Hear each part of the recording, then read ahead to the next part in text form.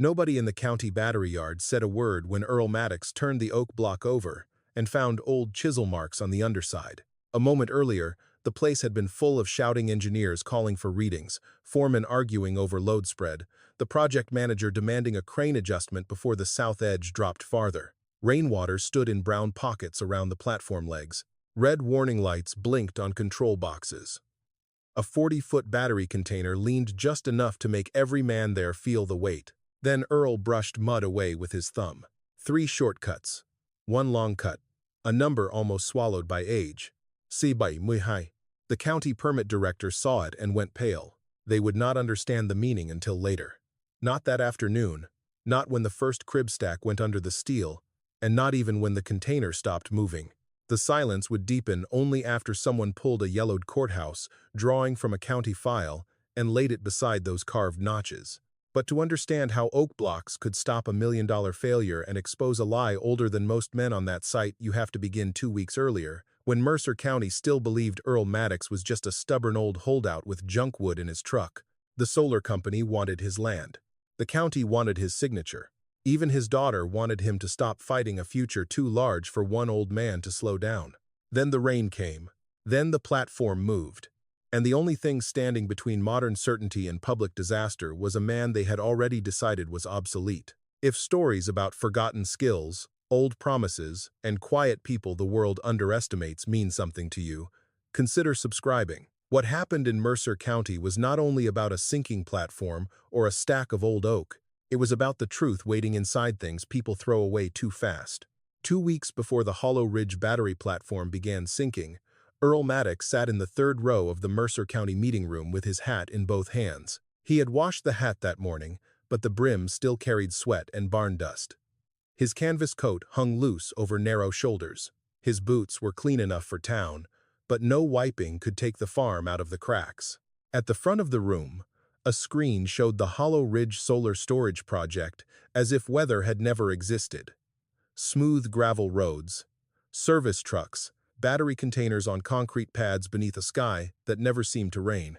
Grant Hollis, the project manager, tapped a laser pointer against the map. "This access strip is the final piece," he said. "Without it, heavy equipment has to come in from the East Ridge, which adds cost, delay, and strain on county roads." Everyone knew whose strip he meant. A narrow run of ground behind Earl's barn would make the project cheaper. Earl had refused twice. Marla Keene, the county permit director, sat beside Grant with a folder. She did not look angry. That almost made it worse. Anger could be answered. Official patience felt like a locked door. "Mr. Maddox," she said, "this project represents jobs, tax revenue, and energy security. We can't let one private disagreement hold up public progress indefinitely." Earl lifted his eyes toward the map. "That ground breathes," he said. A few people shifted. Caleb Voss, the young foundation engineer, smiled from the side aisle. He wore a fleece vest with the company logo and shoes too clean for the field. "Sir," Caleb said, "with respect, soil does not breathe." "Low ground does," Earl said. "After a hard rain, under dead load, you cut weight across it wrong, it will answer you." Caleb glanced toward the crowd. "We've run soil borings, laser grade checks, settlement projections, and pressure modeling. We're not guessing out there." "No," Earl said. "You're measuring where you decided to look." The room went quiet. Then someone near the back gave a soft laugh. People liked it when a complicated matter became simple. Young engineer, old farmer. New data, old superstition. Grant folded his hands. "Mr. Maddox, we understand you have experience moving barns and houses. But this is not a barn." Caleb's smile widened. "And those oak blocks in your truck," he added, "aren't exactly an engineered solution." More laughter scattered across the room. Earl did not look back toward the window. In his pickup bed were 27 oak cribbing blocks stacked under a tarp, dark with oil and age. Linda Maddox sat beside him and closed her eyes. "Dad," she whispered, "please." He heard the fear under the word. Property taxes were due in 6 weeks. The barn roof had begun to sag. Linda's husband had been laid off in March. The company's offer would pay the taxes, repair the roof, and settle the attorney's letter on Earl's kitchen table. All he had to do was sign away land everybody else considered mud. Marla opened her folder. "We are prepared to extend the offer until Friday at 5 o'clock," she said.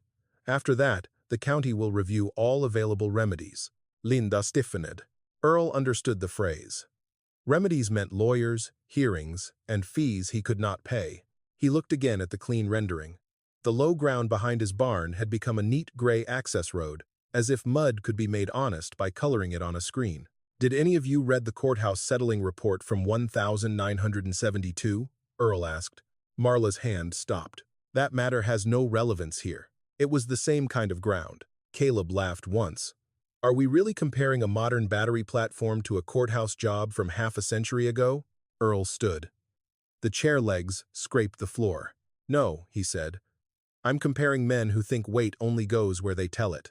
Nobody laughed at that. He put his hat on, nodded once to his daughter, and walked out before the meeting adjourned. Through the window, a few people watched him fold back the tarp and rest one hand on the oak blocks. Linda followed him into the parking lot. "Dad, you can't fight them," she said. "Not this time." Earl looked toward Hollow Ridge, where work lights glowed above the wet fields. "I'm not trying to fight them," he said. "Then what are you doing?" He touched the nearest oak block, feeling an old notch under his thumb. "I'm trying to keep them from making the same mistake twice." Inside the county building, Marla Keene stood over the folder and stared at one word she did not yet want to remember. Courthouse. 1972. Long before anyone in Mercer County used words like renewable infrastructure, load sensors, or digital settlement models, Earl Maddox learned that a house could speak, not with a voice, with a groan in the sill plate, with a nailhead rising from a floorboard, with a window that stuck in July, though it opened easy in March, with a porch post leaning just enough for a man like Amos Maddox to stop in the road, take off his hat, and say, "That place is asking for help." Amos was Earl's father, and in the hills outside Mercer, people used to say he could lift a house without waking the dishes in the cupboard. He was not a large man. He had thin wrists, a permanent stoop in his back, and hands so scarred they looked carved rather than grown. But he understood weight the way some men understood music. He could stand beside a sagging barn, look at the shadow under the foundation stones, and tell you which corner had begun to lie. Earl was 9 the first time Amos let him carry a cribbing block. It was not much bigger than a shoebox, but it felt alive with density. White oak, cured 3 summers, brushed with linseed oil, rubbed dark by weather and hands. Amos had cut it from a tree that came down in a lightning storm behind the Maddox place. He refused to burn that tree. "Good oak gets another job," he told Earl. By 12, Earl could stack blocks crosswise without being told. By 15, he knew never to trust a jack alone. A jack lifted, cribbing held. A jack could fail quick. Oak failed slow, if a man respected it. That was the first rule Amos put into him. The second rule was simpler. "Never put your faith in one point," Amos said. "Weight likes to travel." Earl heard that sentence so often it became part of the weather of his childhood. They moved hay barns from flood bottoms to high ground. They lifted farmhouses long enough for new stone piers to be set beneath them. They pulled a church vestibule straight after frost heave had twisted it half an inch out of square. Amos used house jacks, plumb bobs, string lines, hand levels, and a leather notebook that smelled of pencil dust and pipe smoke. But the blocks were different. Each one had marks. Some were simple numbers. Some were lines cut into the side after a hard job. Some carried initials, dates, pier names, or small arrows that only Amos seemed able to read. He said a block ought to remember where it had worked. "Wood remembers pressure," he told Earl once. A man should too. Earl did not understand that fully then. To him, the blocks were tools. Heavy tools. Honest tools. The kind that stayed quiet in the corner until needed. But to Amos, they were a kind of witness. In 1972, Mercer County hired Amos Maddox to help stabilize the old courthouse, while contractors repaired the south foundation wall. The courthouse sat near the square on ground that looked solid from the street and wicked from underneath.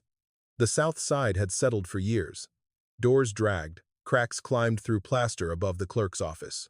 Rainwater from the alley had been running where nobody admitted it ran. Amos did not like the job from the first morning. Earl was 29 then, married, with a little girl who still ran to the window when his truck came home. He worked beside his father that summer, loading blocks, setting crib stacks, watching county men in clean shirts argue over drawings on the hood of a car. The county engineer was Harold Keene. Harold carried a silver mechanical pencil and spoke in a way that made other men feel they had missed school. He did not shout. He did not need to. His certainty did the shouting for him. Amos kept asking about the South Pier depth. Harold kept saying the drawing answered that. Amos would look at the drawing, then at the ground, then back at the drawing. Drawing never got its boots muddy, he said. That line made two laborers laugh. It did not make Harold Keene laugh. The trouble came after 3 days of rain. The courthouse did not fall. That was the part people later forgot. It groaned, shifted, and dropped hard enough at one corner to crack limestone and send a deputy clerk running into the square. No one died. But a mason's leg was crushed under a section of temporary brace. And by sundown, every man in town had heard a version of the story. By the next week, the version had a villain. Amos Maddox's cribbing failed. That was what the report said. It did not say Amos had warned them. It did not say the South Pier had moved before his crib stack ever took weight. It did not say one set of measurements had been copied clean while another disappeared. It said cribbing failure. 2 words can bury a man if the right office stamps them. After that, jobs stopped coming. Not all at once. People did not announce a man's ruin. They just forgot to call him. A barn went to another crew. A farmhouse waited another year. A church committee chose a contractor from 3 counties over. Men who once asked Amos to look at a sagging floor began crossing the street with a nod instead of a question. Amos never sued. Earl begged him to. Linda was only 5, and Earl still believed truth was something a man could drag into daylight if he just pulled hard enough. But Amos only sat in the barn at night with the leather notebook open, writing numbers Earl could not follow. Sometimes he turned a cribbing block over in his lap and cut a mark into it with a small chisel. Slow, careful, not angry. That made Earl angrier than shouting would have. "Tell them," Earl said one night. "Tell them what happened." Amos kept his eyes on the block. "Some men don't want the truth until it costs them less than the lie," he said. "And when will that be?" Amos set the chisel down. When the lie has to hold weight again. He died 7 years later, his reputation never repaired. Earl inherited the farm, the barn, the old wagon, the jacks, the plumb bobs, the leather notebook, and 27 oak cribbing blocks, darkened by jobs nobody remembered correctly anymore. For a long time, he thought keeping them was loyalty. He kept them through his wife's illness. Through dry years. Through the season Linda left for college and the season she came back with a husband and practical worries. He oiled them every spring. He restacked them every fall. He would not let anyone burn them, sell them, or cut them into fence braces. When neighbors joked that Earl was saving firewood for Judgment Day, he let them joke. They did not know what those blocks had held. A church wall, a flood house, a family kitchen, a courthouse corner, a father's good name. Still, even Earl did not know everything. There were marks on the underside of 3 blocks that he had seen 100 times without reading. A shortcut beside a long one. A letter partly swallowed by oil. A number that looked like a date but was not quite a date. Kebay Muihai, South Pier. He had touched those marks for half his life and mistaken them for grief. Only years later, in the mud below a sinking battery platform, would he understand that Amos Maddox had not merely kept records in a notebook. He had carved the truth into oak. The oak cribbing blocks lived in the back corner of Earl Maddox's barn, stacked on an old hay wagon whose iron wheels had sunk half an inch into the packed dirt floor. There were 27 of them. No 2 looked exactly alike. Some were square and squat, the size of a man's lunch pail. Some were longer, with beveled ends worn smooth from years of being shoved under beams and sill plates. One had a dark burn along the edge from a farmhouse fire where Amos Maddox had lifted the kitchen side long enough for men to drag out a stove. Another carried a rust stain shaped like a thumbprint. Several were scarred with jack teeth. All of them had been oiled so many times that rainwater still beaded on the grain, even after decades under a leaking barn roof. To most people, they looked like old wood. To Earl, they looked like a language. He could read the difference between a block that had held steady weight and one that had taken a sudden shift. He knew which corners had compressed after hard jobs. He knew which pieces were safe for base layers and which were only fit for spacing or teaching.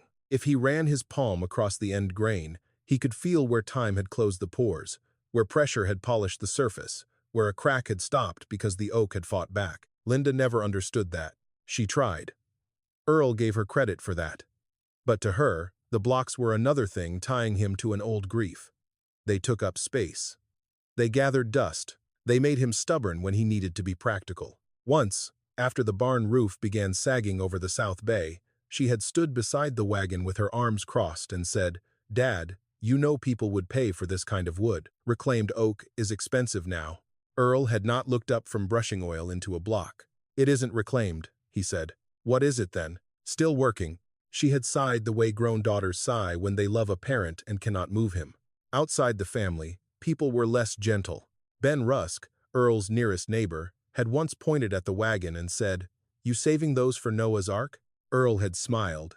A county inspector, years earlier, called them unrated structural material. A contractor from Springfield called them liability blocks. One young man from the equipment rental company asked if Earl used them for decoration when people wanted their barns to look old. That one had made Earl laugh, not because it was funny, but because the boy had never seen fear in a house before. Modern tools had labels, load charts, serial numbers, certification stamps, QR codes. Earl did not hate any of that. He had used new hydraulic jacks when the job called for them. He had watched laser levels make straight lines across distances a string could never cover cleanly. He had nothing against machines that told the truth. What he distrusted were men who thought a machine could tell the whole truth. A laser could show level. A sensor could show pressure. A model could predict settlement. But none of them could feel the way wet clay changed under a load after sunset. None of them could hear a sill beam complain before it split. None of them could see a foundation beginning to turn because the crack in the mud curved instead of ran straight. Earl had learned to look where numbers ended. That was why he kept a plumb bob hanging near the barn door. Why he still carried a roll of mason's line in his coat pocket. Why he marked soft ground with his boot heel and came back after a rain to see whether the mark opened or closed. People called that habit. It was closer to listening. In late April, before the county meeting and before the battery platform failed, Earl walked the back edge of his farm and watched the Hollow Ridge crews grading across the low ground beyond the fence. He saw the trucks first, then the ruts, then the pale layer of clay turned up beneath the darker topsoil. He stopped at the fence line. The ground had a shine to it that he did not like. Not wet exactly, waiting. A man could mistake that kind of soil for stable if he only tested it on a dry morning. But Lode had patience. Rain had patience too. Together, they could make a good report look foolish. Earl went back to the barn and pulled one of the lighter oak blocks from the wagon. He did not need it yet. Maybe he only wanted the comfort of weight in his hands. The block was marked on 3 sides. On the top, Amos had cut 2 small lines after a church job in 1964. On one end, Earl himself had written Barn Row in pencil so long ago the letters had faded to smoke. On the underside, half hidden by oil and dirt, were the marks he had stopped noticing years before. Sibay Muihai, South Pier. He had seen them all his adult life. Sometimes he thought they meant courthouse. Sometimes he thought the C stood for corner.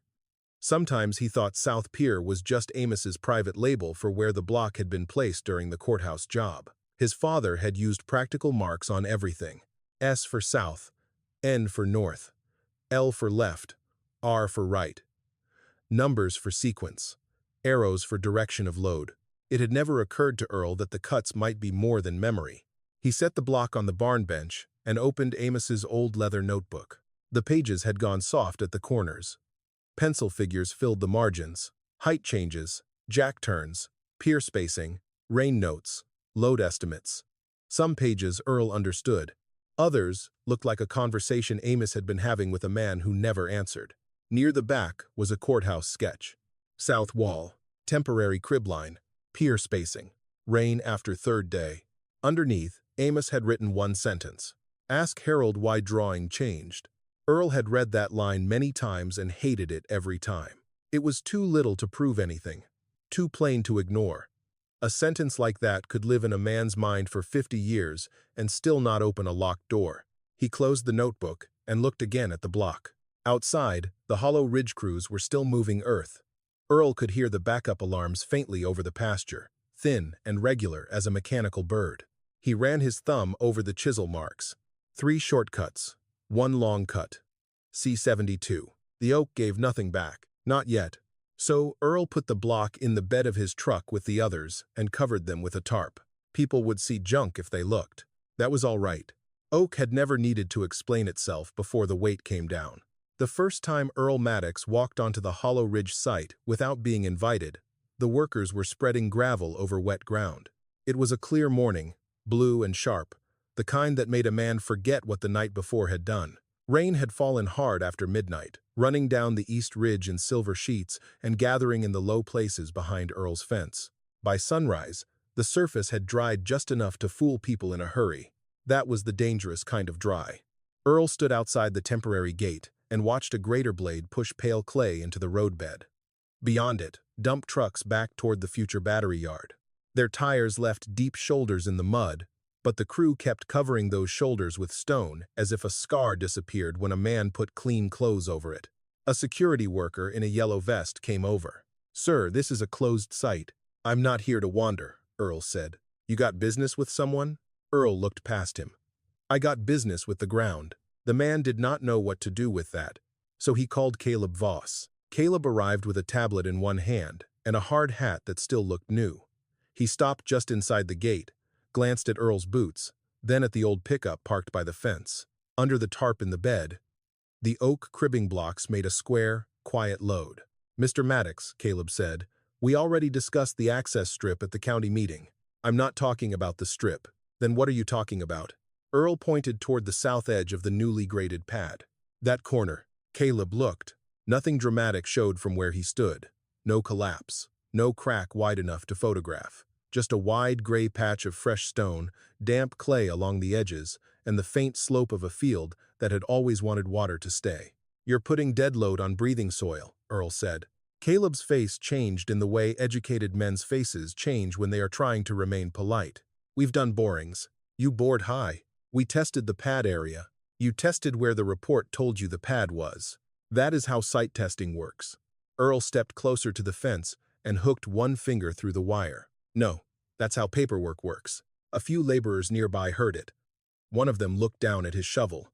Another grinned. Caleb lowered the tablet. "Mr. Maddox, we have soil compaction data, moisture readings, laser grading, geotechnical review, and settlement modeling. The platform design includes tolerance for movement." "Movement where?" Caleb blinked.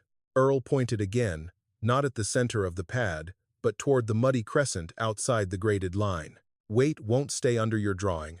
That brought the first laugh. It came from a foreman standing near a skid steer. He had a cigarette tucked behind one ear and mud up to his knees. "You hear that?" the foreman said. "Ground's got a mind of its own now." Earl did not answer him. Caleb did. "With respect," he said louder, because now he had an audience. "This is a modern engineered site. We're not stacking hay bales on a creek bank." "No," Earl said. "You're stacking batteries on old runoff." The foreman laughed again. Someone else said, "Maybe we should ask his woodblocks." More laughter followed. It was not cruel enough to be remembered by the men who made it. That was the kind of laughter Earl had come to know best. Casual. Disposable. Men dropped it and moved on, but the person it landed on carried it home. Caleb turned his tablet around and showed Earl a colored diagram. "Here," he said. "These are pressure projections. This is expected settlement. This is our sensor layout. If anything moves beyond tolerance, the system flags it." Earl looked at the screen. The colors were neat. The lines were confident. The numbers had the calmness of things that had never been rained on. "You don't have a sensor there," Earl said. He pointed to the crescent of mud outside the pad. Caleb looked at the place, then at Earl. "That's outside the bearing grid. That's where the load will go when the middle gets tired." For a moment, Caleb had no answer. Then the foreman saved him with another laugh. "Middle gets tired," he repeated. "I like that." A younger worker, near the rebar rack, did not laugh. He was thin, maybe 22, with a face still soft enough to show doubt before he could hide it. Earl noticed him because he was looking at the ground, not the screen. "Noah," the foreman called. "Don't let the old man scare you. This site's got more engineering than his whole barn." The young worker looked away. Caleb stepped closer to the fence. "Mr. Maddox, I understand you have experience with older structures, but we cannot pause a multi-million-dollar project because you feel something about mud. Earl held his gaze. I don't feel mud, he said. I read what it gives me. That may have been useful once. It still is. Not at this scale. Earl almost smiled then, but there was no humor in it. Weight doesn't care what century it's in. The sentence hung there longer than Caleb wanted it to. Then a white county SUV rolled up behind Earl's truck. Linda Maddox stepped out before Earl could turn. She had driven too fast. He could tell by the way she shut the door and stood still for half a second, gathering herself before walking over. Dad, she said. Her voice was low, but every worker nearby seemed to hear it. Earl took his hand off the fence. You shouldn't be here, she said. Ground's wrong. I'm not talking about the ground. Caleb, sensing advantage, gave a careful nod. Mrs. Maddox, your father is concerned about our foundation design. We've assured him. Linda cut him off without looking at him. I know what my father is concerned about. That quieted Caleb. She turned back to Earl. The county attorney called me this morning, she said. They said if you keep interfering, it could affect the access negotiation. I'm not interfering. You came to their job site with a truck full of blocks. I came to warn them. And what happens when they say you're trespassing? What happens when legal fees start before the tax bill is even due? Earl looked past her to the pad. A grader passed over the south edge, and the mud beside it trembled in a way only a patient man would have seen. A thin curve opened near a tire rut. Not a crack exactly. A beginning. He remembered another beginning. The courthouse lawn in 1972. Rainwater in an alley. Amos standing with his hat in his hand, saying, "That corner's talking." No one had listened then either. Linda's face softened. Dad, she said, quieter now. I know what they did to Grandpa hurt you. I know this feels the same, but feeling the same doesn't mean it is the same. Earl looked at her. That struck deeper than Caleb's laughter, because part of him feared she might be right. Maybe old pain did make old men see ghosts in fresh mud. Maybe a lifetime of defending Amos had trained him to distrust every clean drawing and every county folder.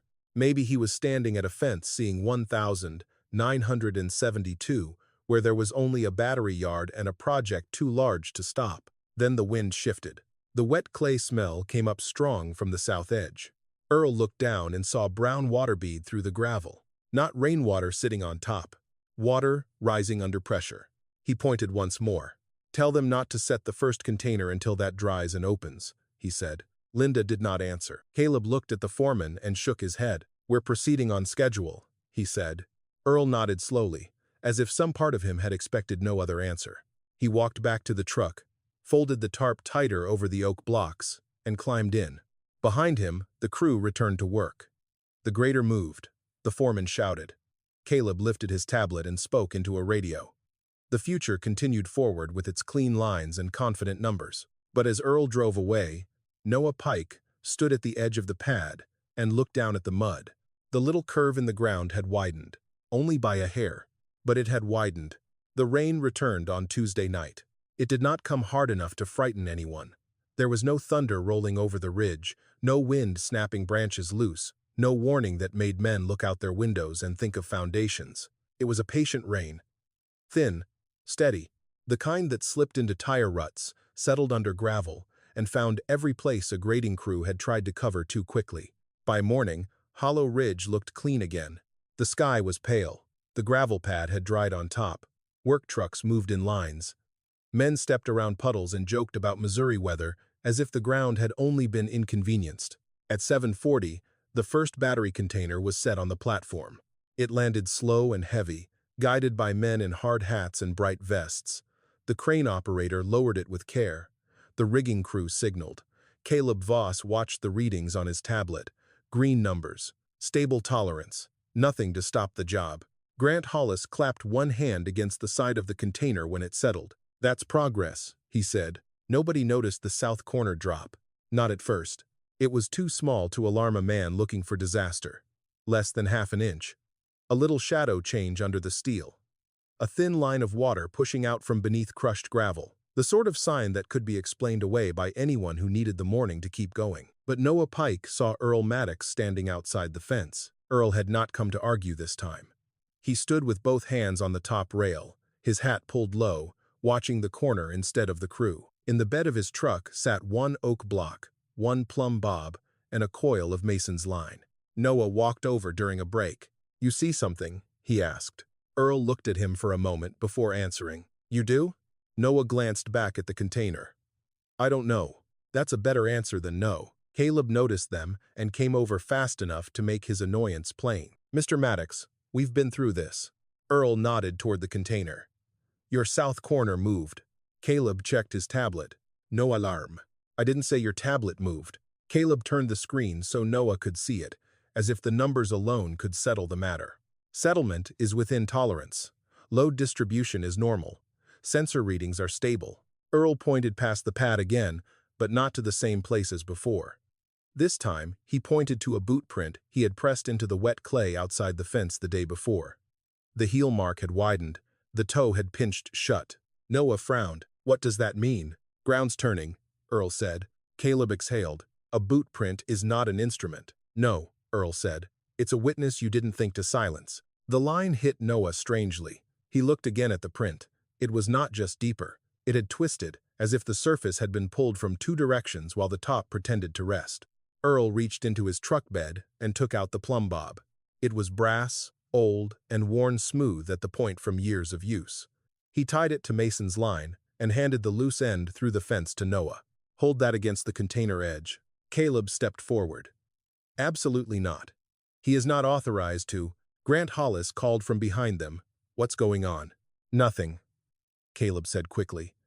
"Mr. Maddox is creating concern where there isn't any." Earl did not raise his voice.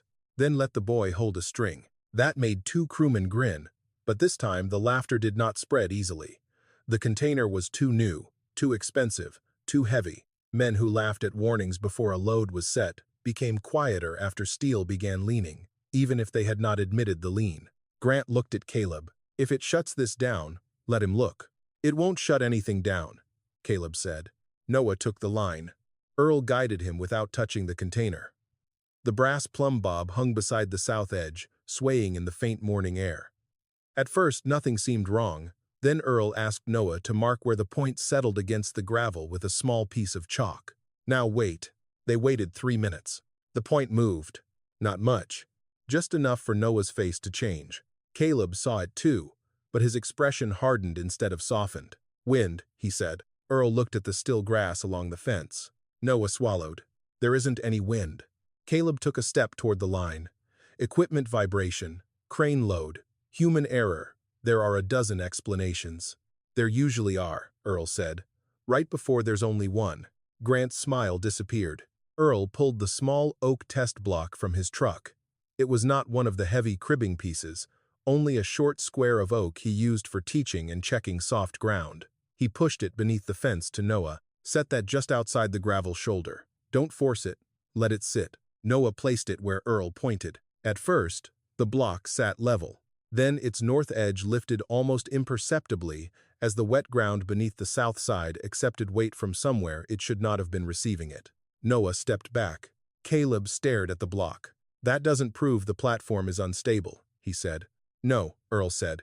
"It proves the load is traveling." For the first time, nobody answered quickly. Then the battery container gave a small metallic sound. It was not a crash.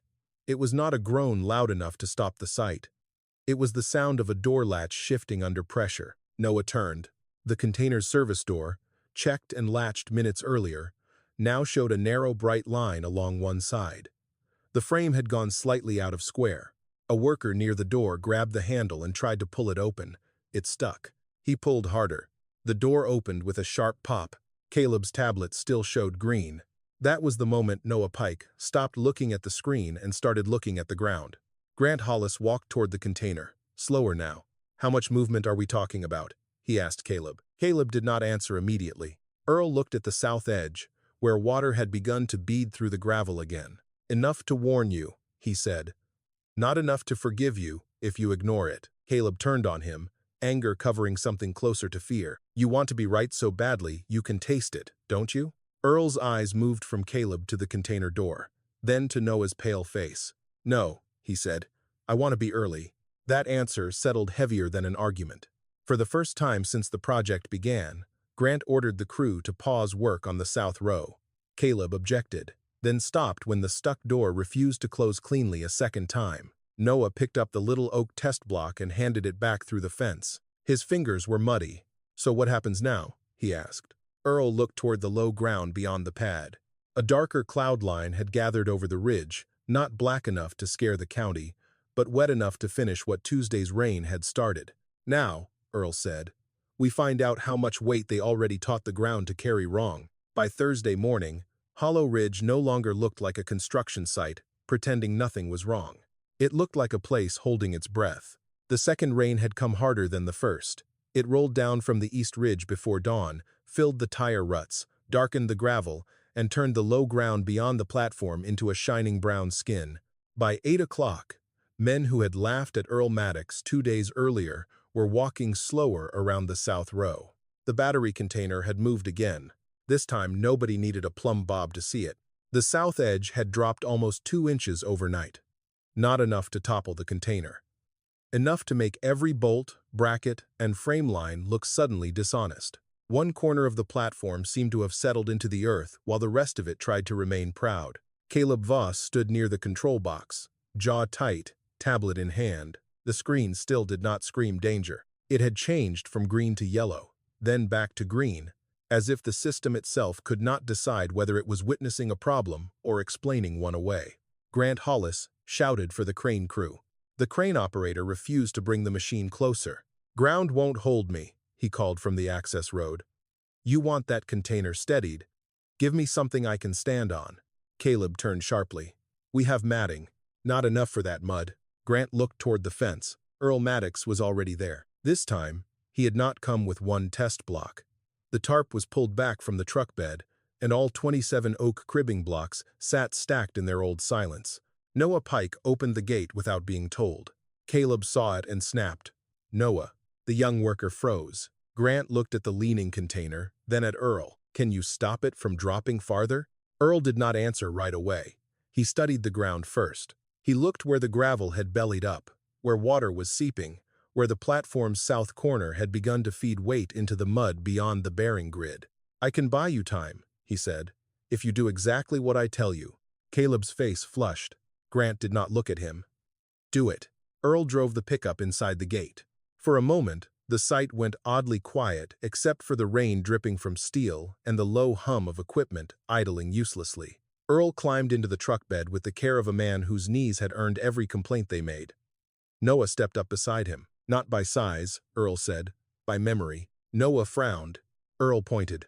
"That one first. Flat grain. No split. Base layer only." They carried the first oak block to the south edge. Then the second.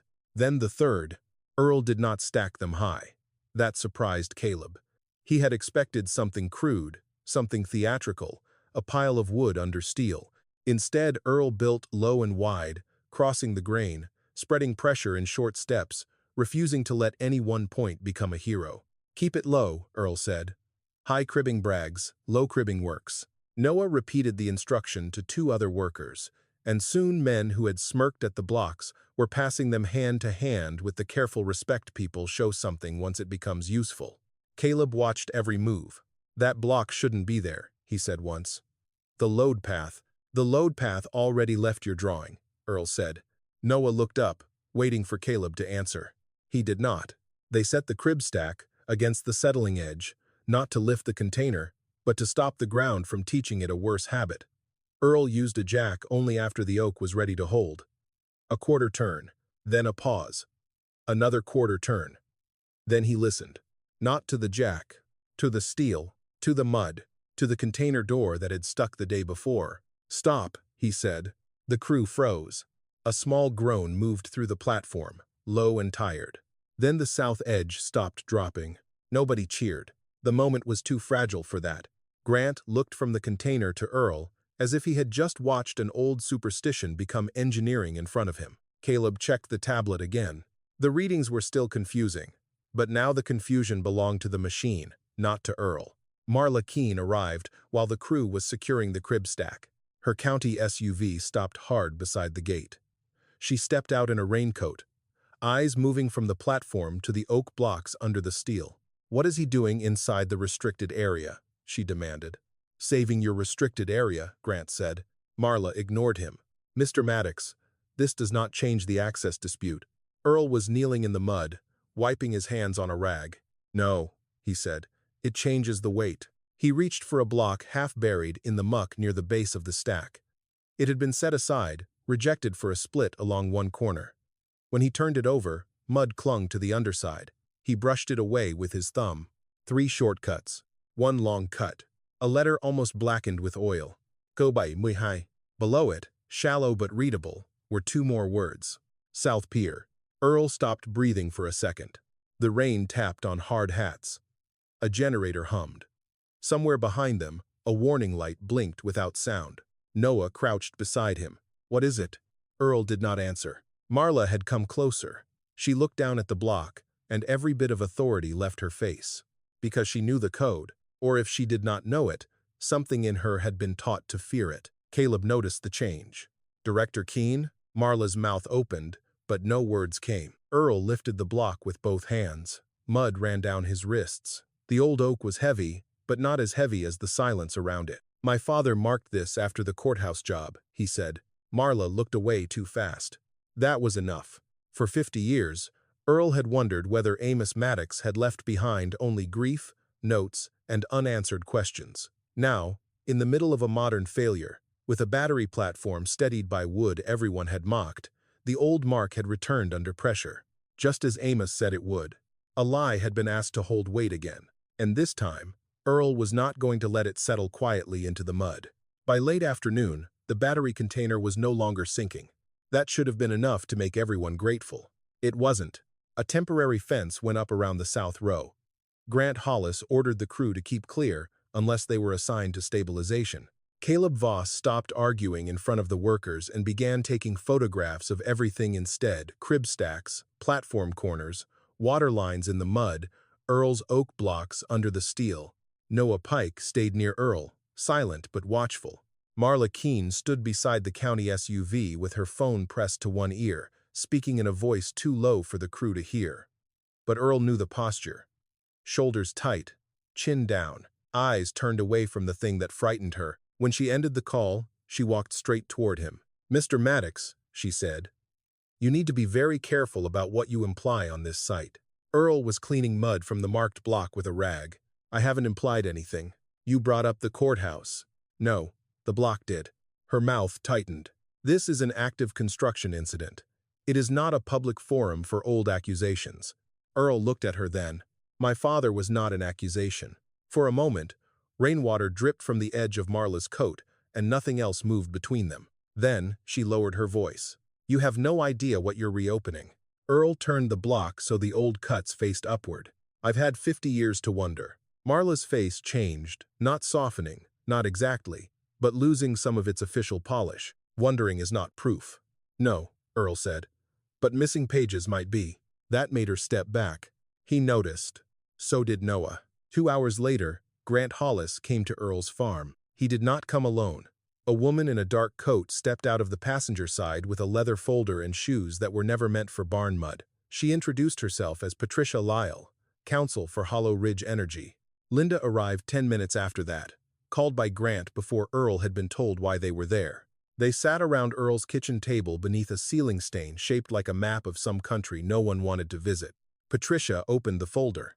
Mr. Maddox, the company recognizes that your assistance today may have helped prevent significant property damage. May have, Earl said. She gave a thin smile. Helped prevent significant property damage.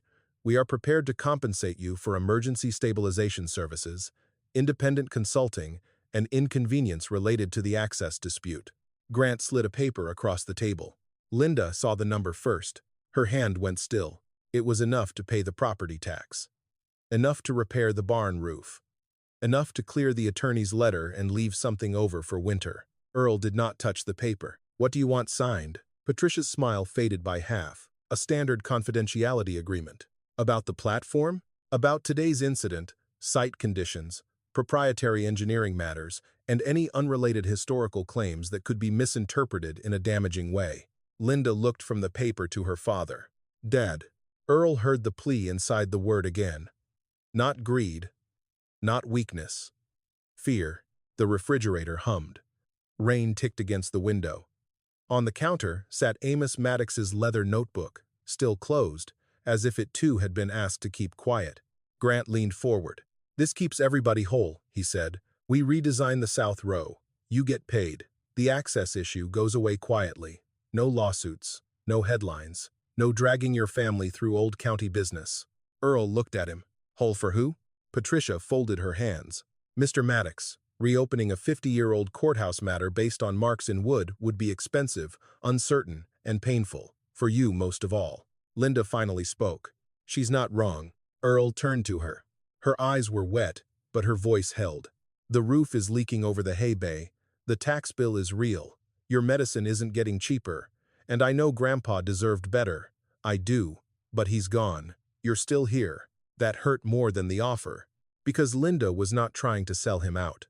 She was trying to keep him from spending what little life he had left fighting men with offices, lawyers, and clean signatures. Earl looked down at his hands. There was mud beneath the nails, oak dust in the lines of his skin, the same hands that had held Amos's tools, the same hands that had failed, for 50 years, to clear his name. "I'm tired too," Earl said quietly. Linda covered her mouth.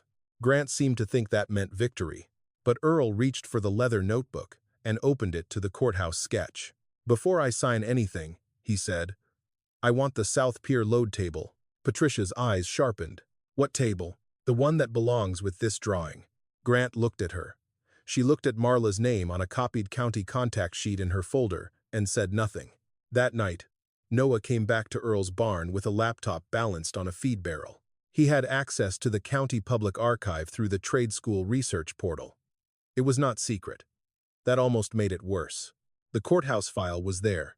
Photographs, meeting minutes, contractor invoices, the final incident report, Harold Keene's summary, a scanned drawing of the South Foundation wall. But the table was missing. Page 14 jumped to page 16. Noah frowned. Maybe it scanned wrong. Earl did not answer. Noah clicked through the index. South Pier Load Table Appendix. C. The link opened to a blank page with a county watermark and one sentence. Document unavailable. Earl stood behind him, one hand on the marked block. For years, he had believed his father left too little behind. Now he understood something worse. Maybe Amos had left enough, and someone else had spent 50 years making sure nobody read it. Noah looked up. "What do we do?" Earl closed the notebook, then set the marked oak block on top of it. "We find the page they were afraid to keep." Outside the barn, rainwater ran from the roof in thin silver lines. At Hollow Ridge, the platform stood still for now. But beneath it, and beneath the courthouse story, pressure was still moving. Earl Maddox did not sleep that night. He sat in the barn with Amos's notebook, open under a work lamp, the marked oak block beside it, and rain tapping the roof above him like fingers asking to be let in. Noah Pike sat across from him on an overturned feed bucket, laptop open, sleeves rolled to the elbow. The boy had stayed past supper, past the hour when polite help usually went home. Past the moment Earl told him twice that he could leave if he wanted. Noah only shook his head. "My granddad worked county maintenance," he said. "He used to say the courthouse story never sounded right." Earl looked up. "You ever ask him why?" "He died when I was 12. I didn't know what to ask yet." That was the trouble with buried truth. It often outlived the people who knew how to name it. They began with the chisel marks. 3 shortcuts. 1 long cut. C-72. South Pier. At first, Earl had always thought the cuts were sequence marks. Amos used marks like that to tell a block where it belonged in a crib stack. But Noah noticed something Earl had missed. "The cuts aren't evenly spaced," he said. Earl leaned closer. Noah pointed with a pencil. "If they were sequence, he'd cut them the same. These look like measurements." Earl opened the notebook to the courthouse sketch. The page showed the south wall in Amos's careful hand. Temporary crib line, jack points, stone pier locations, water notes. Near the lower corner, Amos had drawn 4 vertical marks beside the words South Pier. 3 short, 1 long. Earl felt the air change in his chest. Noah whispered, "They match." They worked backward from there. On one notebook page, Amos had written the original pier depth from the contractor's drawing. On another, he had written the depth he found after rain exposed the side cut. The numbers were not the same. The official drawing said the South Pier footing should have gone below the frost line, down to firm clay and stone. Amos's field note said it stopped shallow. Too shallow. A full 16 inches short. Noah searched the scanned county records again.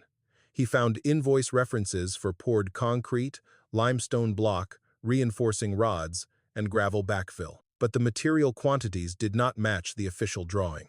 There was not enough concrete for the footing shown in the file. Not enough stone. Not enough steel.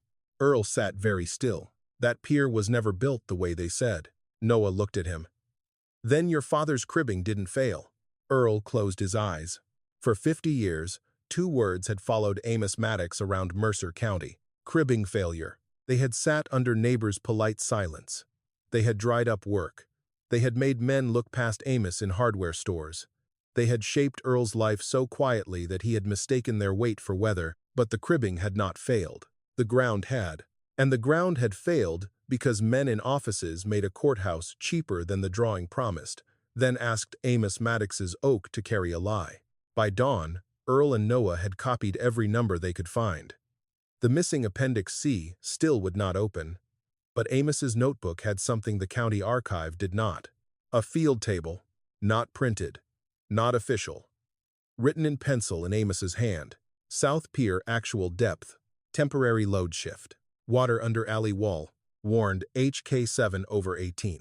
Do not load south corner until footing checked. H.K. Harold Keene, Marla's father.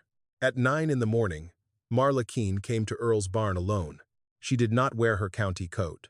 She wore a gray sweater, plain shoes, and the face of a woman who had stopped sleeping before Earl did. I found something, she said. Earl stood in the doorway and did not invite her in right away. Marla looked past him at the workbench, at the notebook, at the block. My father kept a box in the attic, she said. I thought it was tax records. Noah stepped back from the bench. Marla carried a manila envelope under one arm. She placed it on the wagon beside the cribbing blocks, as if setting down something breakable. Inside was a carbon copy of a memo dated the 19th of July, 1972.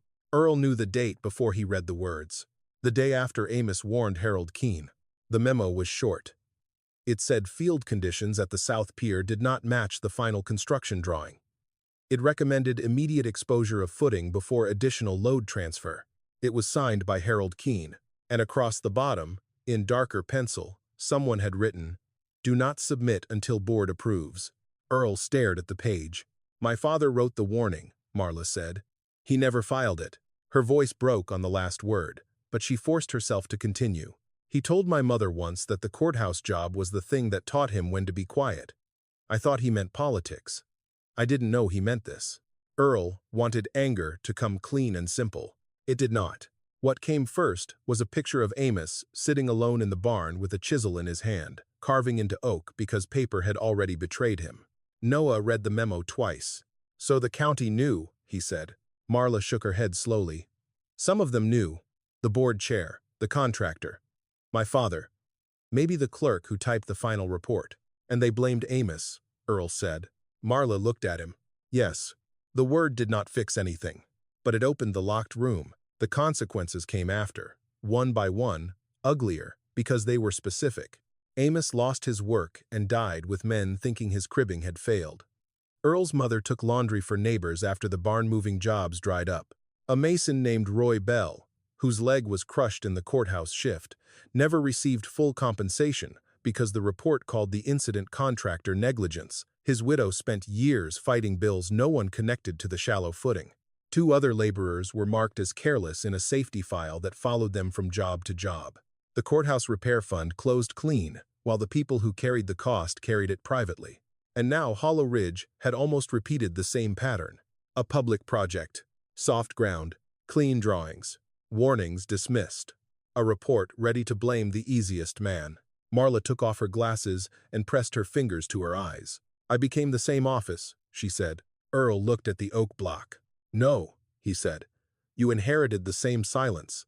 She lowered her hands. What am I supposed to do with that? Earl touched the chisel marks. Decide whether to keep it. Outside, the rain finally stopped.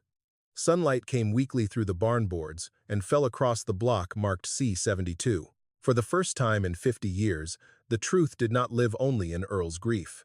It had numbers. It had names. It had a memo. It had oak. And by noon, Mercer County would have to decide whether it was ready to hold the weight of all four. The emergency meeting was held in the same county room where Earl Maddox had first been laughed at. That mattered. Nobody said it out loud, but everyone felt it when he walked in carrying the marked oak block in both hands. Not under a tarp this time, not hidden in the bed of a truck. He carried it like something that had waited long enough to be seen. The room was fuller than before. Construction workers stood along the back wall. Farmers came in work shirts damp from morning chores. A few old men who remembered the courthouse shift sat near the aisle, whispering names that had not been spoken publicly in years. Linda sat in the second row, hands folded tight in her lap. On the front table, Marla Keene placed three things: the county's final 1,972 incident report, Harold Keene's unfiled memo, Amos Maddox's field notes, copied beside photographs of the chisel marks on the oak. For a while, nobody knew where to look. Grant Hollis opened the meeting with corporate language about safety review, temporary redesign, and cooperation with local authorities. The words were clean, but the room no longer trusted clean words by themselves. Then Caleb Voss stood. He had not slept much. It showed in the looseness around his eyes and the way he held his tablet at his side, instead of in front of him like a shield. "I was wrong," he said. The room shifted. Caleb looked toward Earl, then toward the workers who had followed his confidence for weeks. "Our sensor grid measured what we placed inside the designed bearing area. It did not account properly for lateral soil movement outside that grid after sustained rain. Mr. Maddox identified the failure path before our system flagged the risk." He swallowed. "That does not mean engineering failed because it was modern. It means I failed because I assumed older field knowledge had nothing left to teach us." Nobody clapped. It was not that kind of apology. It was better without applause. Noah Pike stood near the wall with his cap in both hands, watching Caleb, the way a younger man watches an older one decide whether pride will ruin him. Then Marla stepped forward.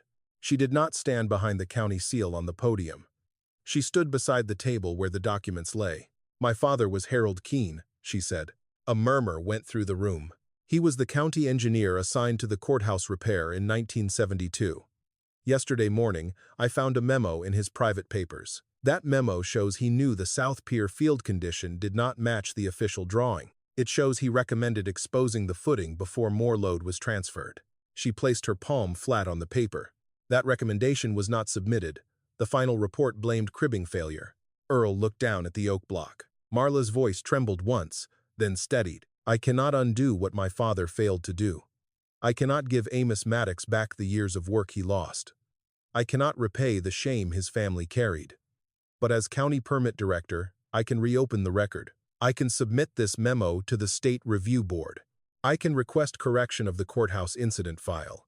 And I can suspend Hollow Ridge's South Platform approval until an independent geotechnical review is complete." Grant's jaw tightened, but he did not interrupt. The room had become too awake for interruption. An old woman in the front row lifted one hand.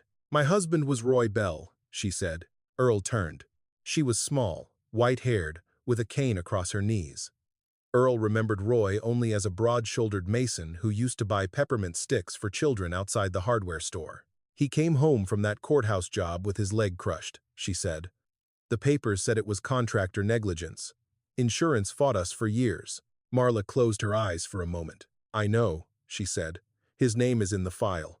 "No," the woman said softly. "His name is in our house. The file only kept the bill." That sentence did what no argument could. It moved the truth from documents into living rooms. After that, people began to speak. Not all at once, not dramatically, one by one. A man said his uncle never got county work again after testifying that the south wall looked wrong. A woman said her father had been called careless in a safety record he denied until the day he died. Ben Rusk, who had once joked about Earl saving wood for Noah's Ark, stood near the back and removed his cap. "I was one of the men who laughed at those blocks," he said. "I'm sorry, Earl." Earl nodded, but he did not make the apology easy by pretending it fixed everything. When it was his turn, he carried the oak block to the front table. He set it down between the final report and Harold Keene's memo. For a moment, the block looked out of place beneath fluorescent lights. Too rough. Too old. Too honest for the room. "My father was not a perfect man," Earl said. "He was stubborn. He could be hard to live with. He trusted wood sometimes more than people, and after 1972, I understood why. A few people gave small, sad smiles. But he did not fail that courthouse. His voice did not rise. That lie cost him work. It cost my mother sleep. It cost Roy Bell's family money they should never have had to fight for. It cost other men their names in safety files. And this week, if the same habit had kept going, it might have cost lives at Hollow Ridge. He looked at Grant. The company offered me money to keep things quiet. The room turned. Grant's face tightened further. I'm not here to shame anybody for making offers, Earl said. I know what money can do when a roof leaks and taxes come due. Linda looked down. Earl softened when he saw it. But I won't take silence money. He placed one hand on the block. If there is settlement money, emergency consulting money, correction money, whatever name lawyers need to put on it, it goes first into a fund for the families tied to that courthouse report. Roy Bell's widow. The laborers marked careless. Anyone the review finds was harmed by that lie. Linda raised her head. Earl looked at her. And if there's enough left to fix my barn roof, I won't be too proud to let it. A quiet laugh moved through the room, thin but human. Marla nodded slowly. I'll support that structure, she said. Publicly. Caleb stepped forward. So will I. Grant hesitated. Every eye in the room found him. At last, he said, Hollow Ridge Energy will contribute to the review fund and pay Mr. Maddox for stabilization work without a confidentiality restriction. It was not redemption. Not yet, but it was a beginning with signatures. After the meeting, Linda found Earl in the hallway beside the old courthouse photograph that hung near the clerk's office. She stood beside him for a long time. I thought you were fighting a ghost, she said. Earl kept his eyes on the photograph. So did I some days. She reached for his hand. I'm sorry I didn't understand. He squeezed her fingers. I didn't understand all of it either. Outside, the rain had stopped.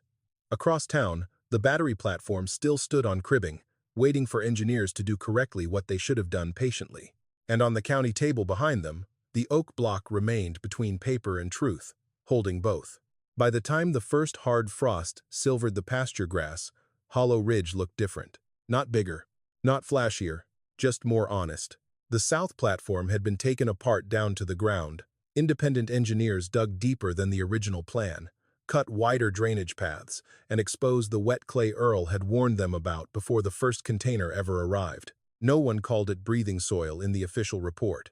But Noah Pike noticed that Caleb Voss had written one phrase in the margin of a field note. Ground movement outside bearing grid must be treated as load behavior. When Earl read it, he only nodded. That'll do, he said. The redesigned battery row stood through 3 autumn rains without shifting. No speeches were made when the final container was reset. No ribbon was cut. Earl preferred it that way. A thing built right did not need applause every time it stayed standing.